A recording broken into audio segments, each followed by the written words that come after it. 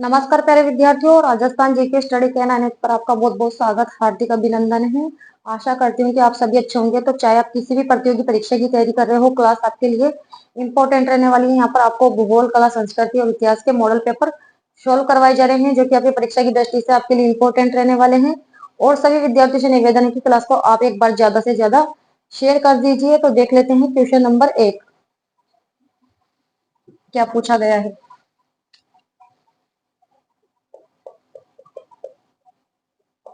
क्षेत्रफल की दृष्टि से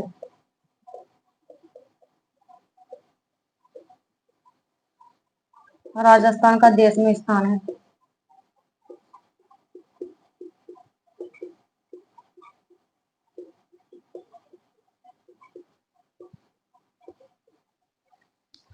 ऑप्शंस दे दिए गए हैं आपको यहाँ पर। प्रथम, दूसरा, तीसरा और डी ऑप्शन में आपको दिया गया है चौथा। बताइए क्वेश्चन नंबर 1 का राइट आंसर की क्षेत्रफल की दृष्टि से राजस्थान का देश में स्थान है। परीक्षा में पूछा गया क्वेश्चन है ये।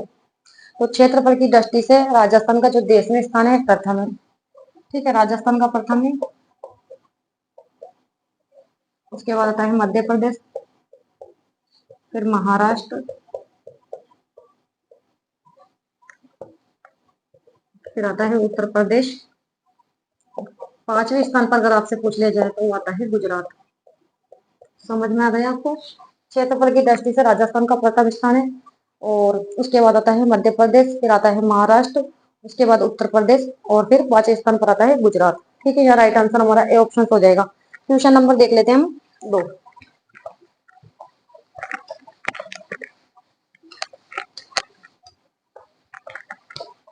क्या पूछा गया है क्वेश्चन नंबर 2 में आपसे कि सुमेलित कीजिए। सुमेलित कीजिए, यहाँ पर आपको जिला दे दिया गया है और यहाँ दे दिया गया है आपको अक्षांश और देशांतर। ठीक है, क्या क्या दिए गए ऑप्शंस में। बांसवाड़ा,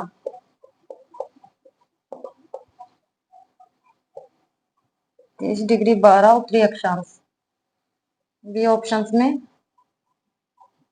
आपको दे दिया गया है जैसलमेर, 69 डिग्री 30 पूर्वी देशांतर। सी ऑप्शंस में आपको दे दिया गया है धौलपुर,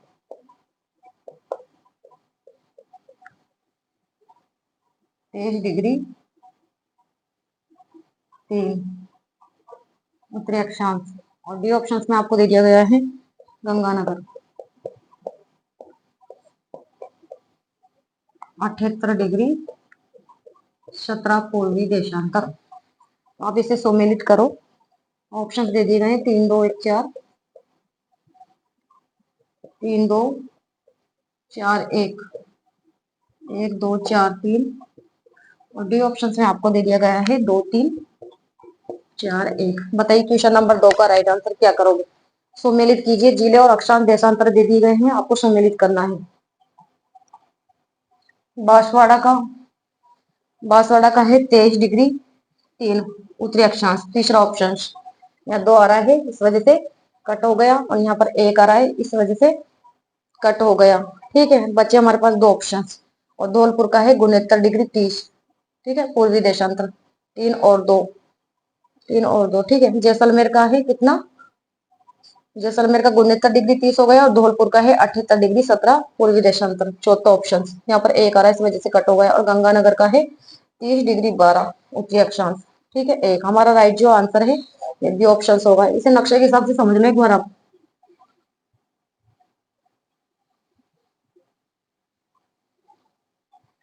ये राजस्थान की उत्तर दिशा, दक्षिण दिशा, पूर्व दिशा और ये हो गई पश्चिम दिशा।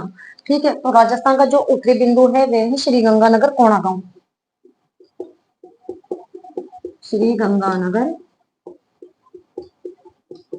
कोणा गांव। ठीक है, पश्चिमी बिंदु आप सभी जानते हैं कटरा जैसलमेर है, कटरा जैसलमेर। और जो पूर्वी बिंदु है वह है धौलपुर। शिलान गांव। ठीक है, इसके अलावा दक्षिणी जो बिंदु है वे है बोरकुंड, बोरकुंड बांसवाड़ा। ठीक है, तो राजस्थान का अक्षांश देख लेते हैं पहले हम। राजस्थान का जो उत्तरी अक्षांश है वे 23°03, उत्तरी अक्षांश है 30°12, 30°12 उत्तरी अक्षांश है। पूर्वी देशांतर है 69°30 से 78°17 पूर्वी देशांतर। समझ में आया? देशांतर ही अक्षांश है। ठीक है,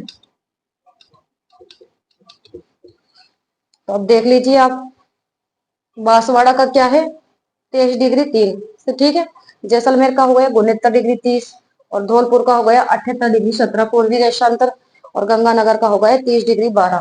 ठीक है, इस प्रकार से आप नक्शे के हिसाब से समझ रहे हो गए। ठीक है, तो इस प्रकार से भी ध्यान में रखना है, क्वेश्चन बनकर आ सकता है कि राजस्थान का उत्तरी बिंदु है। ठीक है, तो श्री गंगानगर कोणा गांव है, या पश्चिमी बिंदु है कटरा जैसलमेर, या फिर पूर्वी बिंदु है धौलपुर शिलान गांव और दक्षिणी बिंदु बोरकुंड बांसवाड़ा।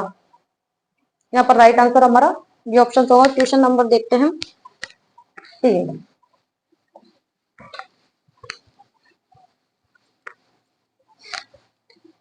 यहाँ पर और भी जिले दिए जा सकते हैं आपको। ठीक है, तो ध्यान पूर्वक आपको सुमेलित करना है। क्वेश्चन नंबर 3 में क्या पूछा गया है कि राजस्थान में क्षेत्रफल के अनुसार,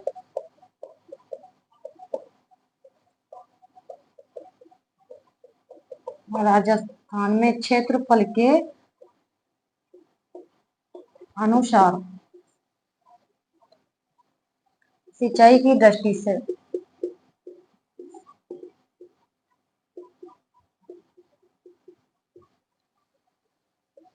दृष्टि से दूसरे स्थान पर है।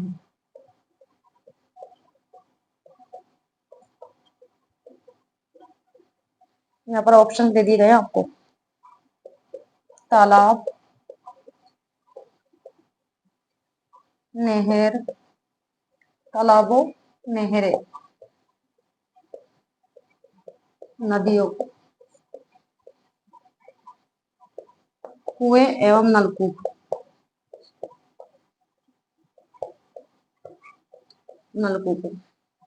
तो बताइए क्वेश्चन नंबर 3 का राइट आंसर कि राजस्थान में क्षेत्रफल के अनुसार सिंचाई की दृष्टि से दूसरे स्थान पर है। बताइए, आपको पता है कि राजस्थान में जो सर्वाधिक सिंचाई है वे तो की जाती है कुओं और नलकूपों से। ठीक है, क्वेश्चन बनकर आ सकता है, सर्वाधिक सिंचाई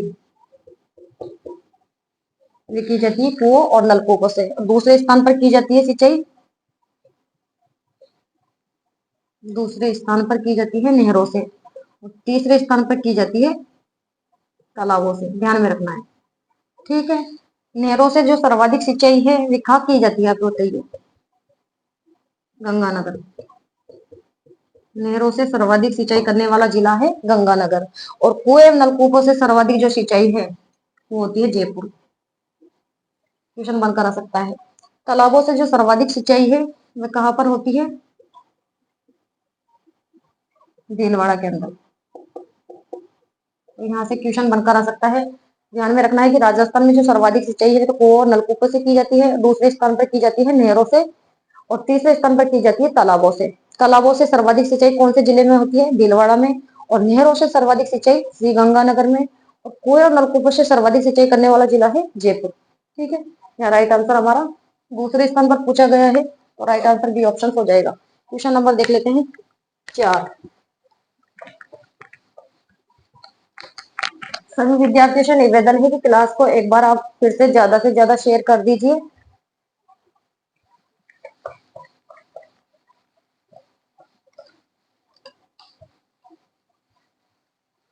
क्या पूछा गया है क्वेश्चन नंबर 4 में आपसे? यहाँ पर भी आपको सुमेलित करने के लिए दिया गया है कि सुमेलित करें। यहाँ पर पशु दे दिए गए हैं आपको, और फिर यहाँ पर नस्ल दी गई है पशुओं की, तो आपको बताना है। गोवंश, मालपुरा, बी ऑप्शन में आपको दे दिया गया है भैंस, मारवाड़ी। सी ऑप्शन में आपको दिया गया है बकरी, मुर्रा। और डी ऑप्शन में आपको यहाँ दे दिया गया है भेड़। परीक्षा में पूछा गया क्वेश्चन ये भी, काकरेज। ठीक है, तो आप सम्मिलित करो उसको। ऑप्शंस दे दिए गए यहाँ पर 1 2 3 4। बी ऑप्शन में 4 3 2 1। सी ऑप्शन में आपको दिया गया है 3 4 2 1। और डी ऑप्शन में आपको यहाँ दे दिया गया है 4 3 1 2। बताइए क्वेश्चन नंबर 4 का राइट आंसर क्या करोगे आप? सम्मिलित करें, पशु और नस्ल दी गई है आपको। गोवंश की कौन सी नस्ल है बताइए आप? गोवंश की तो आप सभी जानते हैं काकरेज, चौथा ऑप्शन। ठीक है, यहाँ पर 3 आ रहा है इस वजह से कट हो गया, यहाँ पर 1 आ रहा है इस वजह से कट हो गया। और भैंस की आप सब जानते हैं मुर्रा, 4 और 3, 4 और 3। ठीक है, बकरी की कौन सी नस्ल है? मारवाड़ी। ठीक है, 4 3 2, 4 3 2। यहाँ पर 1 आ रहा है इस वजह से कट हो गया। और भेड़ की कौन सी नस्ल है? मालपुरा। ठीक है, हमारा राइट आंसर बी ऑप्शन हो जाएगा। गोवंश की नस्ल काकरेज, भैंस की मुर्रा, बकरी की मारवाड़ी और भेड़ की मालपुरा। ठीक है, भेड़ की और कौन कौन सी नस्लें इसके अलावा बताइए? मालपुरा, मालपुरा हो गई, जैसे कि नाली हो गई, सोनाड़ी हो गई। ठीक है, चोकला हो गई, मगरा हो गई, ये भेड़ की प्रमुख नस्ल है। गाय की आप सभी जानते हैं, राठी हो गई, गिर हो गई, थार परकर, काकरेज, इसके अलावा मालवी। और भैंस की मुर्रा, सुरती, जाफराबादी। ठीक है, बकरी की जमुनापरी, जखराना, लोही, मारवाड़ी, शेखावटी, ये बकरी की प्रसिद्ध नस्ल है। तो यहाँ राइट आंसर हमारा ये ऑप्शन हो जाएगा। दूसरा नंबर देख लेते हैं 5।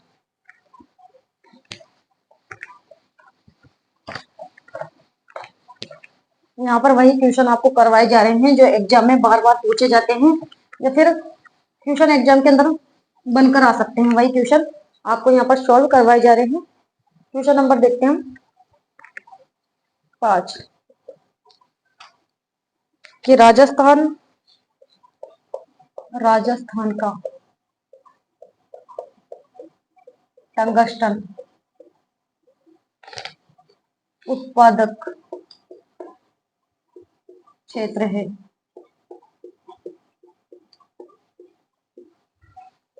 ऑप्शन दे दिए गए हैं आपको जावर। बी ऑप्शन में आपको दिया गया है बेगाना। सी ऑप्शन में आपको दिया गया है गोगुंदा। खनिज से संबंधित क्वेश्चन भी परीक्षा में पूछा जाता है, राज में। बताइए क्वेश्चन नंबर 5 का राइट आंसर कि राजस्थान का टंगस्टन उत्पादक क्षेत्र है। 4 ऑप्शन दे दिए गए हैं आपको, बताइए फटाफट इसका आंसर। टंगस्टन के लिए जाना जाता है कौन सा क्षेत्र? डेगाना नागौर। या राइट आंसर बी ऑप्शन हो जाएगा, टंगस्टन। ठीक है, टंगस्टन का जो सर्वाधिक उत्पादन है वह डेगाना नागौर में होता है। इसके अलावा शीशे और जस्ते का अगर आपसे पूछा जाए, शीशा और जस्ता, ये क्वेश्चन भी बहुत पूछा जाता है। शीशे और जस्ते का जो सर्वाधिक उत्पादन है वह कहाँ होता है बताइए आप मुझे? रामपुरा, अगुचा, भीलवाड़ा, शीशे और जस्ते का। इसके अलावा शीशे और जस्ते के लिए राजपुरा, गरीबा, राजसमंद। और इसके अलावा शीशे और जस्ते के लिए तो चौथ का बरवाड़ा, सवाई माधोपुर। चौथ का बरवाड़ा,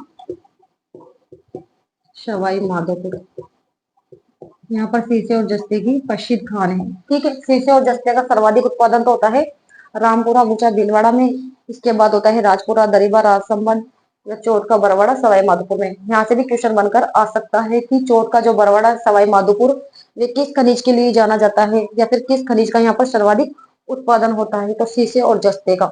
इसके अलावा तांबा, तांबे के लिए जाना जाता है खेतड़ी, झुंझुनू, सर्वाधिक उत्पादन होता है यहाँ पर। इसके अलावा खो दरीबा,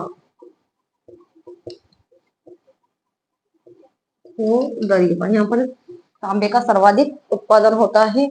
जावा जावा की जो खान है वो चांदी के लिए जानी जाती है। इसके अलावा यहाँ पर भी शीशे और जस्ते का उत्पादन होता है। ठीक है। तांबड़ा तांबड़े के लिए जाना जाता है टोंक और अजमेर। ये भी क्वेश्चन बनकर आता है कि तांबड़े के लिए कौन से जिले जाने जाते हैं, तो टोंक और अजमेर। इसके अलावा कैल्साइट,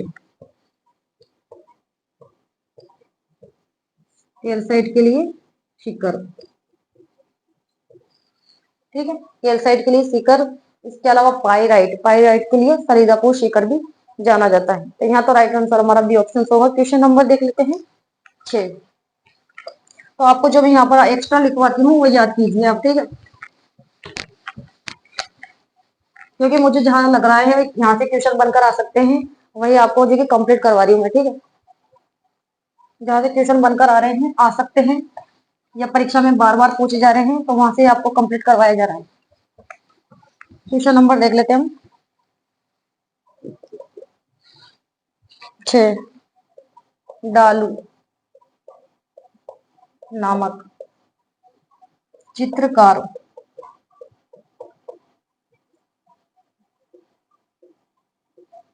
किस शैली से संबंधित है। यहाँ पर आपको चित्रकार का नाम दे दिया गया है और आपको बताना है कि ये किस शैली से संबंधित है। कोटा, जयपुर, नागौर, और डी ऑप्शन में आपको दिया गया है बीकानेर। बताइए क्वेश्चन नंबर 6 का राइट आंसर क्या करोगे आप। ये डालू नामक चित्रकार की शैली से संबंधित है। इनका संबंध कौन से शैली से है, कोटा से। यहाँ राइट आंसर हमारा ए ऑप्शन हो जाएगा। ठीक है, कोटा शैली के जो प्रसिद्ध चित्रकार है तो डालू है, इसके अलावा लच्छीराम।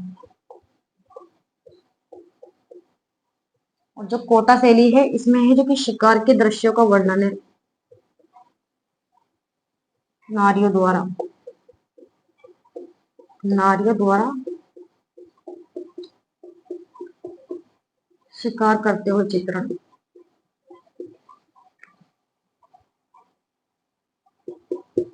चित्रण किया गया है इसमें। ठीक है, नारियों के द्वारा शिकार करते हुए उसका चित्रण किया गया है और इसके प्रसिद्ध चित्रकार है डालू एम लच्छीराम। इसके अलावा कोटा जो शैली है इसका स्वर्ण काल किस शासक का काल माना गया है, तो उम्मेद सिंह, ध्यान रखने रखना है आपको। ठीक है, और जयपुर के जो प्रसिद्ध चित्रकार हैं वो कौन कौन से हैं, तो साहिब राम, साहिब राम, इसके अलावा गोपाल, उदय, हुक्मा, ये जयपुर शैली के प्रसिद्ध चित्रकार हैं। और जयपुर में है जो कि चित्रकला का जो स्वर्ण काल है किसके काल को माना गया है, प्रताप सिंह के काल को। नागौर, नागौर में कौन से रंगों का प्रयोग किया गया है, तो जो नागौर शैली है इसमें बुझे रंगों का प्रयोग किया गया है। बुझे रंगों का प्रयोग क्वेश्चन बनकर आ सकता है कि बुझे हुए रंगों का प्रयोग किया गया है कौन सी शैली में, नागौर शैली में। और बीकानेर शैली के जो प्रसिद्ध चित्रकार हैं वे हैं रुकनुद्दीन, रुकनुद्दीन, अली रजा, हसन, रामलाल।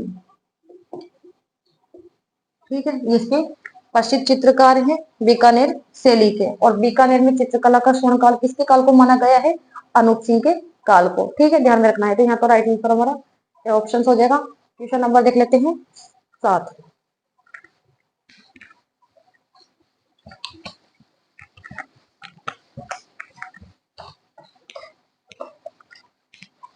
यहाँ पर आपके टाइम को बिल्कुल भी वेस्ट नहीं किया जा रहा है। ठीक है, वही क्वेश्चन पढ़ाए जा रहे हैं जो एग्जाम के अंदर आते हैं या फिर पूछे जाते हैं। क्वेश्चन नंबर 7 में क्या पूछा गया है कि वे नृत्य जो केवल पुरुषों द्वारा किया जाता है, पुरुषों द्वारा किया जाता है।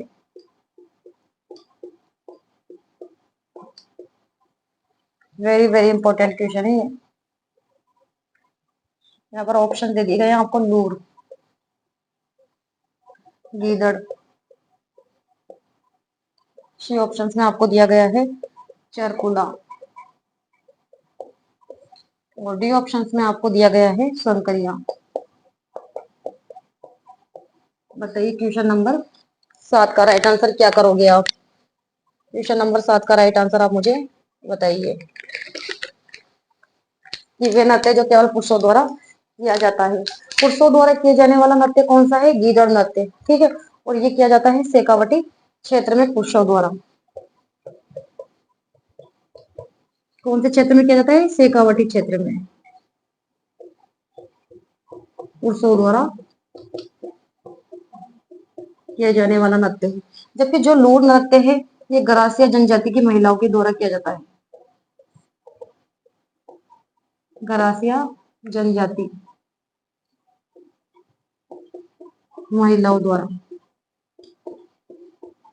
के द्वारा ही किया जाने वाला नृत्य है, ठीक है। और जो चरकुला नृत्य है ये भरतपुर का प्रसिद्ध नृत्य है और स्त्रियों के द्वारा किया जाता है। ये भी महिलाओं द्वारा किए जाने वाला नृत्य है, ठीक है। इसके अलावा संक्रिया जो नृत्य है कालबेलियाओं के द्वारा किया जाता है, कालबेलिया जनजाति के द्वारा। और कैसा नृत्य है ये? युगल नृत्य, यानी स्त्री और पुरुष दोनों इस नृत्य को करते हैं, शंकरिया नृत्य को, ठीक है। तो यहाँ पर राइट आंसर हमारा बी ऑप्शन होगा, गीदड़ नृत्य शेखावटी क्षेत्र में पुरुषों द्वारा किए जाने वाला नृत्य। क्योंकि क्वेश्चन पूछा गया है कि वे नृत्य जो केवल पुरुषों के द्वारा ही किया जाता है, तो गीदड़ नृत्य। लूर नृत्य तो महिलाओं के द्वारा किया जाता है, और चरकुला नृत्य भी महिलाओं के द्वारा। और शंकरिया जो नृत्य है युगल नृत्य है, स्त्री और पुरुषों के द्वारा किया जाता है। क्वेश्चन नंबर देख लेते हैं 8। क्वेश्चन नंबर 8 में आपसे क्या पूछा गया है?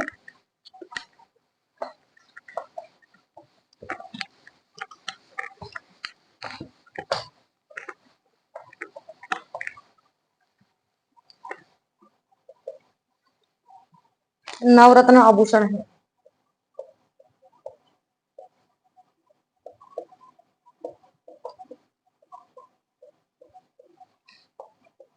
ऑप्शन दे दिए गए हैं आपको, दांत का, या फिर गले का, नाक का, या फिर डी ऑप्शन पे आपको दे दिया गया है बाजू का। बताइए कहाँ का आभूषण है? नवरत्न आभूषण है। कहाँ का है? कहाँ पर पहना जाता है? नवरत्न बाजू का, ठीक है।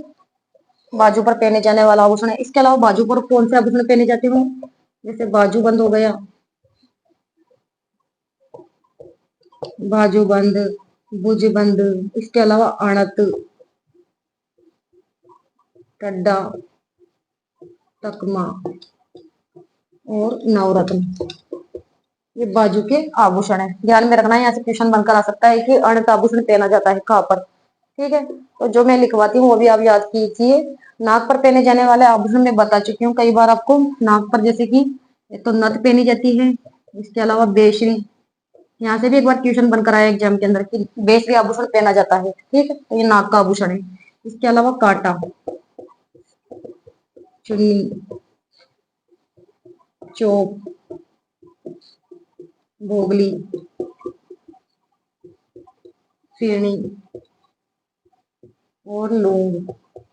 लूंग है जो कि नाक का आभूषण भी है और कान का आभूषण है। गले में पहने जाने वाले आभूषण आप सभी जानते हैं, पोत, आकर, सरी, आड़,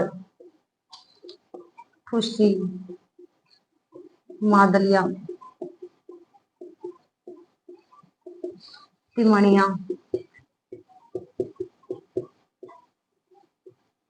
हालरो, ठीक है। इसके अलावा तुलसी हो गई, कंठी हो गई, मटर माला हो गई, ये गले के आभूषण है। दांत पर पहने जाने वाले आभूषण, रखन, ठीक है। इसके अलावा चूंक, इसके अलावा धास और मेघ, दांत के आभूषण है। यहाँ पर क्वेश्चन नंबर 8 का राइट आंसर डी ऑप्शन होगा। ये नवरत्न आभूषण है, तो नवरत्न जो आभूषण है ये भुजा का आभूषण है, बाजू पर पहना जाता है। क्वेश्चन नंबर 9 देख लेते हैं क्या पूछा गया है। क्वेश्चन नंबर 9 में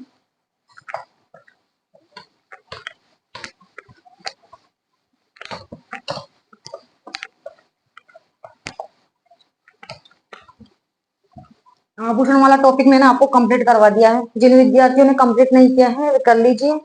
आभूषण वाला टॉपिक मैंने आपको कंप्लीट करवाया है। क्वेश्चन नंबर देख लेते हैं 9 कि निम्न में से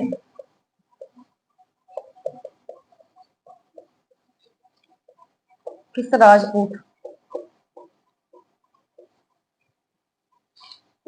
राजपूत ने विजय कटकाटू की उपाधि धारण की थी। उपाधि धारण की थी। नाम दे दिए गए यहाँ पर आपको। महाराजा जसवंत सिंह। उपाधि से संबंधित क्वेश्चन भी बनकर आता है एग्जाम के अंदर। बी ऑप्शंस में आपको दे दिया गया है महाराणा सांगा। उपाधि भी आपको ध्यान में रखनी चाहिए। इसको क्या उपाधि दी गई है? महाराणा कुंभा। और डी ऑप्शंस में आपको दिया गया है महाराणा राज सिंह। महाराणा राज सिंह। बताइए क्वेश्चन नंबर 9 का राइट आंसर कि निम्न में से किस राजपूत ने विजय कटकाटू की उपाधि धारण की है? किसको दी गई है विजय कटकाटू की उपाधि? महाराणा राज सिंह को। महाराणा जो राज सिंह ने विजय कटकाटू की उपाधि दी गई है विजय कटकाटू, ठीक है। जबकि महाराणा कुंभा को तो अभिनव भट्टाचार्य, अभिनव भट्टाचार्य। इसके अलावा हाल गुरु, दान गुरु। सर्वाधिक जो उपाधि है महाराणा कुंभा को दी गई है। और जो महाराणा कुंभा है इनके द्वारा कौन से ग्रंथों की रचना की गई है आप बताइए मुझे। महाराणा कुंभा के द्वारा कौन कौन से ग्रंथों की रचना की गई है? संगीत राज, संगीत राज, संगीत मीमांसा, सूड प्रबंध, सुधा प्रबंध, रसिक क्रिया, दिखाई तो दे रहा है ना, चंडी शतक जैसे ग्रंथों की रचना महाराणा कुंभा के द्वारा की गई है। और जो महाराणा सांगा है इन्हें हिंदू पद की उपाधि दी गई है। हिंदू पद की उपाधि दी है। और जो महाराजा जसवंत सिंह है इन्हें कौन सी उपाधि दी गई है? क्वेश्चन बनकर आ जाए कि महाराजा जसवंत सिंह को कौन सी उपाधि दी गई है? तो जसवंत सिंह को उपाधि कौन सी दी गई है? महाराजा, महाराजा की उपाधि। और जो ये उपाधि है महाराजा की उपाधि वे किसके द्वारा दी गई है? शाहजहां के द्वारा। ये भी ध्यान में रखना है, ठीक है। यहाँ पर निम्न में से किस राजपूत ने विजय कटकाटू की उपाधि धारण की है? महाराणा राज सिंह ने, ठीक है। यहाँ राइट आंसर हमारा डी ऑप्शन हो जाएगा। क्वेश्चन नंबर देख लेते हैं 10 क्या पूछा गया है।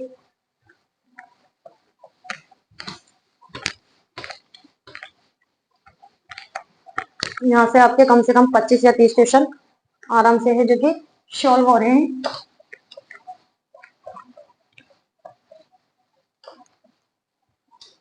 क्वेश्चन नंबर देख लेते हैं 10 क्या पूछा गया है कि मतिरेरी राड़, मतिरेरी राड़ किस वर्ष, किस वर्ष की घटना है? यहाँ पर आपको वर्ष के नाम दे दिए गए हैं 1544, 1654 और सी ऑप्शंस में आपको दे दिया गया है 1644, डी ऑप्शंस में 1656। बताइए क्वेश्चन नंबर 10 का राइट आंसर कि मतिरे रिराड़ किस वर्ष की घटना है? आपको पता है जो मतिरे का युद्ध है वो कब हुआ था? 1644 में। किस किस के बीच में हुआ था? यहाँ राइट आंसर हमारा सी ऑप्शन हो जाएगा। मतिरे रिराड़ युद्ध ये हुआ था 1644 में, ठीक है। और किन किन के बीच में हुआ था ये युद्ध? अमर सिंह, अमर सिंह राठौड़ और कर्ण सिंह के बीच में। और इस युद्ध में किसकी विजय होती है? तो इस युद्ध में कर्ण सिंह की विजय होती है और अमर सिंह राठौड़ हार जाते हैं। ठीक है, नागौर के शासक थे ये। तो मतीरे राड़ी किस वर्ष की घटना है? 1644। 1544 में तो सुमेल का युद्ध हुआ था, आप सभी जानते हैं, सुमेल का युद्ध। और जो सुमेल का युद्ध है किस किस के बीच में हुआ था? शेरशाह सूरी और मालदेव के बीच में। ठीक है, तो यहाँ से क्वेश्चन बनकर आ सकता है। सुमेल का युद्ध कन्फ्लिक्ट नहीं होना है। सुमेल का युद्ध तो हुआ था 1544 में और मतेरे राड़ युद्ध ये बाद में हुआ था 1644 में, ये ध्यान में रखना है। ठीक है, मतेरे की राड़ युद्ध 1644 में और सुमेल का युद्ध 1544 में। ठीक है, तो यहाँ पर राइट आंसर हमारा सी ऑप्शन हो जाएगा। तो आज के हमने 10 क्वेश्चन सोल्व कर लिए हैं। सभी विद्यार्थियों से निवेदन है कि क्लास आपको अच्छी लगी तो लाइक करो, शेयर करो एंड सब्सक्राइब करना ना भूले। तो नेक्स्ट क्लास में मिलते हैं, तब तक के लिए धन्यवाद। Thank you so much.